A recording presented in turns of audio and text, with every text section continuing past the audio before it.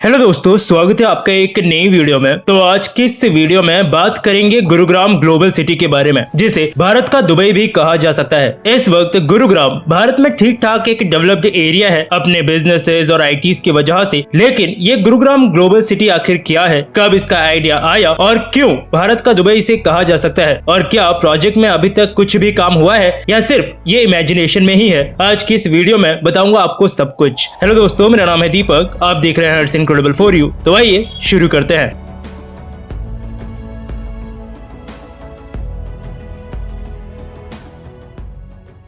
तो पिछले कुछ समय में दिल्ली एनसीआर का रीजन काफी स्पीड से डेवलप हुआ है। बकायदा ये कहा जा सकता है कि एनसीआर कुछ ज्यादा ही तेजी से डेवलप हुआ है, क्योंकि 1985 में ही ये स्टैब्लिश हुआ था और आज आप नोएडा देखो चाहे गुरुग्राम काफी हद तक डेवलप हो चुके हैं। अगर आप में से किसी ने पहले वाले गुरुग्राम को देखा होगा तो आप क्लियरली बहुत बड़ा डिफरेंस उस जगह पर आज देख सकते हो, क्योंकि 30 साल पहले बेयरली जो एक सिटी हुआ करती थी, आज भारत के डेवलप्ड शहरों में उसका नाम आता है और ने राइजिंग इंडिया की एक तस्वीर गुरुग्राम जैसे शहरों से जोड़कर देखी जाती है। और पिछले कुछ समय में हुए चेंजेस ने इस चीज को इंश्योर किया है कि लोगों को समझ में आया है कि इन सिटीज में फ्यूचर में काफी पोटेंशियल है। यानी अगर आज काम किया जाए तो इन सिटीज को फ्यूचर में एक काफी इंपॉर्टेंट हब बनाया जा सकता है। और एक्चुअली ये विजन काफी पहले से भी था। साल 2000 के दशक में एक इकोनॉमिक जोन बनाने की प्लानिंग की गई थी। वहाँ पे ये सोचा गया था कि एक प्रॉपर इकोनॉमिक जोन के रूप में इसको डेवलप करते हैं। उस वक्त इसमें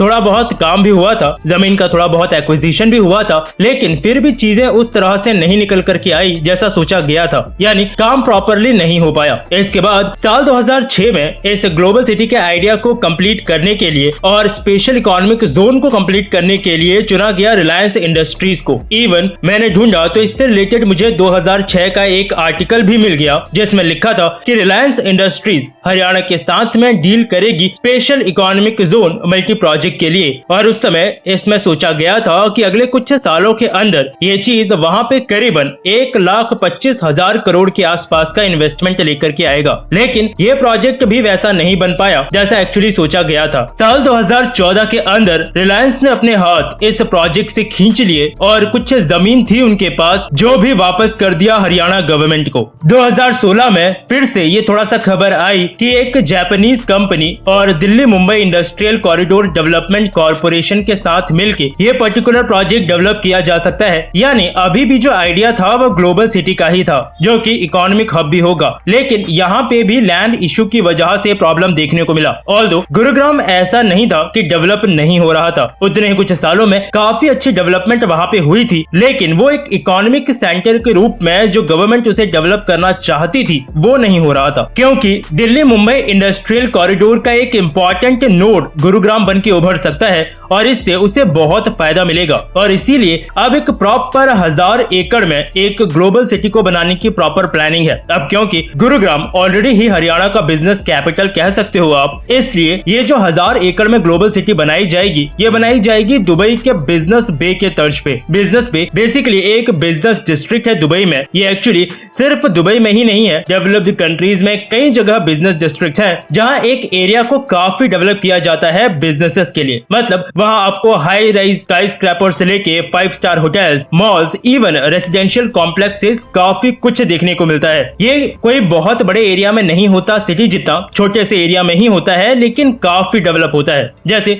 हमारे यहाँ गुजरात में भी जो गिफ्ट सिटी बन रही है वो बिजनेस डिस्ट्रिक्ट ही बन रहा है। तो इन्फॉर्मेशन यही है कि इस ग्लोबल सिटी में रेसिडेंशियल कॉम्प्लेक्सेस, होटल्स, कमर्शियल और सर्विस सेक्टर इंफ्रास्ट्रक्चर सब कुछ होगा। 25 एकड़ में एक हेलीपोर्ट भी बनाया जाएगा। जैसे एयरप्लेन्स के लिए एयरपोर्ट होता है, वैसे ही हेलीकॉप्टर्स के लिए हेलीपोर्ट होता है। छोटा सा एयरपोर्ट ही कह सकते हो वैसे आप इसको। और इस प्रोजेक्ट में हमें एक और थोड़ा सा फायदा मिल रहा है, वो ये कि इसमें लैंड सोची गई है 1000 एकड़। यानी फिर सबसे बड़ा क्वेश्चन यही आता है कि एक्वायर कैसे होगा। तो यहाँ फायदा ये है कि गवर्नमेंट को एक्वायर करने की जरूरत अभी नहीं है, क्योंकि Haryana state industrial infrastructure development corporation के पास ऑलरेडी इतनी जमीन है जो कि लास्ट टाइम रिलायंस इंडस्ट्रीज ने लौटाई थी। जब उनका प्रोजेक्ट कैंसिल हुआ था और ग्लोबल सिटी को बनाने का जिम्मा Haryana state industrial infrastructure development corporation के पास ही है। पिछले साल दिसंबर में हरियाणा के deputy chief minister Dushyant Chautala ने HSIIDC के ऑफिशियल्स के साथ में इस ग्लोबल सिटी को लेकर प्रॉपर डिस्कशन किया था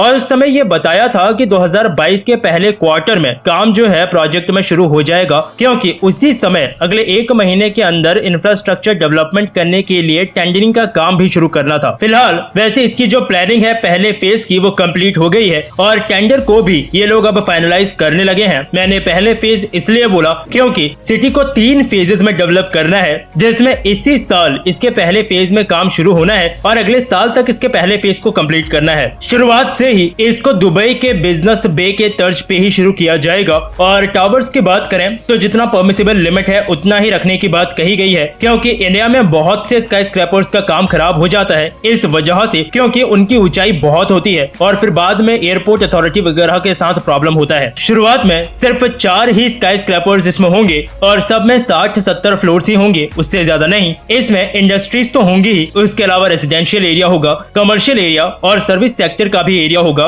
और बनाया इसे इस तरह से जाएगा कि जो बेसिक एमिनिटीज की चीजें होती है ना वो सारी इसमें अंडरग्राउंड होंगी। पहले फेज में लगभग 50 से 100 एकड़ के आसपास के एरिया को डेवलप किया जाएगा। ये प्रोजेक्ट का फायदा ये भी होता ही है कि कमर्शियल बिजनेस हब के साथ साथ ये एक रेवेन्यू जनरेटर का काम भी करेगा गवर्नमेंट के लिए। इसके अलावा HSIIDC के पास मानेसर में 208 एकड़ के आसपास और जमीन है, जिसमें थीम पार्क डेवलप किया जा सकता है, जो कि अच्छे से कॉम्प्लीमेंट करेगा इस ग्लोबल सिटी को। बात करें अगर दूसरे और तीसरे फेज की तो उसमें और 3-4 साल लगेंगे, लेकिन ऑफिशियल्स के मुताबिक पूरे प्रोजेक्ट को 25 से 30 साल लग सकते हैं एरिया को पॉपुलेट होने में और साथ ही सिटी को अपने पूरे पोटेंशियल के साथ काम करने में। अब क्योंकि ये फ्यूचर सिटी होगी तो उम्मीद है कि फ्यूचर टेक्नोलॉजी जैसे आर्टिफिशियल इंटेलिजेंस, ऑग्मेंटेड रियलिटी, इसका भी इस्तेमाल किया जाएगा जगह जगह पे सिटी में चीजों को बेहतर करने के लिए। और proper wide roads, proper greenery, जो भी चीजें एक्सपेक्टेड होती हैं एक नई सिटी में, वो सब आपको इसमें देखने को मिलेगा।